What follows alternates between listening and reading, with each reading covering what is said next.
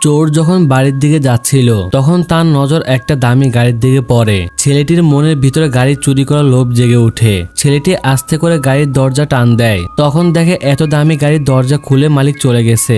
ছেলেটি খুশি হয়ে জলদি করে গাড়ির ভিতরে বসে পড়ে, কিন্তু ছেলেটি জানতো না সে মৃত্যুর ফাঁদে পড়ে গেছে। চোর গাড়ির মধ্যে দামি জিনিসগুলো খুঁজতে শুরু করে। কিছু না পেয়ে চোর বের হওয়ার চেষ্টা করে। তখন দেখে দরজা নিজে নিজে লক হয়ে গেছে। ছেলেটি গাড়ির সবগুলো দরজা ট্রাই করে, কিন্তু একটা দরজাও খুলছে না। ছেলেটি মনে করে হয়তো ভুল করে গাড়ির দরজাগুলো লক হয়ে গেছে। তার মনে ভয় ছিল যদি গাড়ির মালিক চলে আসে তাহলে ধরা খেয়ে যাবে। এই জন্য জ্যাকেট নিজের হাতে পেঁচিয়ে গ্লাসে ঘুষি মারতে থাকে, কিন্তু কোনোভাবে গ্লাস ভাঙতে পারছিল না। সিটের মধ্যে শুয়ে জোরে জোরে গ্লাসে লাথি মারে, কিন্তু কোনো লাভ হয় না। তারপর বাটন চাপ দিয়ে চেষ্টা করে, কিন্তু জানালা খুলতে পারছে না। তখন গাড়ির স্ক্রিনে একটা কল আসে। সে তো চোর ছিল, এই জন্য কল ধরার সাহস পায় না। তখন ছেলেটি গাড়ির পিছনের সিটে চলে যায় আর একটা ভারী লোহা নিয়ে গ্লাস ভাঙার চেষ্টা করে, কিন্তু গ্লাসের মধ্যে এক ফোঁটাও চিহ্ন বসে না। আসলে উপরের ক্যামেরা দিয়ে মালিক ছেলেটির সবকিছু দেখছিল।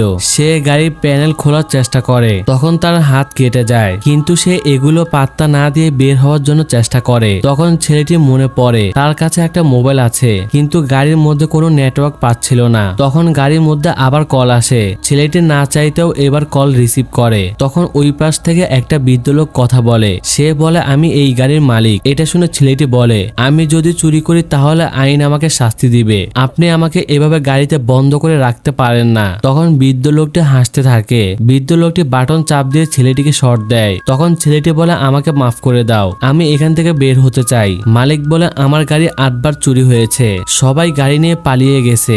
এই জন্য এবার আমি সবকিছু সিস্টেম করে রেখেছি যেন এবার চোর পালাতে না পারে। তখন ছেলেটি বন্দুক বের করে গাড়ির গ্লাসে গুলি মারে, কিন্তু গুলি উল্টো তার পায়ে এসে লাগে। তখন ছেলেটি চিল্লিয়ে বলে, প্লিজ আমাকে বের হতে দাও। ছেলেটি যতই চিল্লাক না কেন তার আওয়াজ গাড়ির বাহিরে যায় না। তখন গাড়ির কাছে একটা মেয়ে আসে। ছেলেটি শেষবার বাঁচার আশা নিয়ে হেল্প হেল্প বলে চিল্লাতে থাকে, কিন্তু মেয়েটি তার আওয়াজ শুনতে পায় না। রাতের বেলায় দেখে তার ব্যথার মধ্যে ব্যান্ডেজ করা ছিল। ছেলেটি ভাবে লোকটি তাকে শাস্তি দিতে চাইলে কেন তার উপকার করছে। তখন গাড়ির মধ্যে একটা বিস্কুট পায়। এটা ছেলেটি খেয়ে তার পেট শান্ত করে। সকালবেলা লোকটি আবার ফোন করে আর চোরকে নৈতিক জ্ঞান মারতে থাকে। এগুলো শুনে চোরের মুড খারাপ হয়ে যায় আর লোকটিকে গালি মারতে থাকে। লোকটি ছেলেকে শর্ট দিয়ে এয়ার কন্ডিশন ফুল ঠান্ডায় দিয়ে দেয়, যে কারণে ছেলেটি শীতে কাঁপতে থাকে। রাতে লোকটি আবার কল দেয়। তখন চোর লোকটির কাছে মাপ চায়, যে কারণে লোকটি এসি আর মিউজিক বন্ধ করে দেয়। 2 দিন ধরে ছেলেটি গাড়ির মধ্যে বন্দী ছিল। প্রস্রাব পায়খানা এখানে করতে হয়। তারপরও অনেকবার বাহির হওয়ার চেষ্টা করে, কিন্তু কোনোভাবেই পারে না। তখন ছেলেটি বুঝতে পারে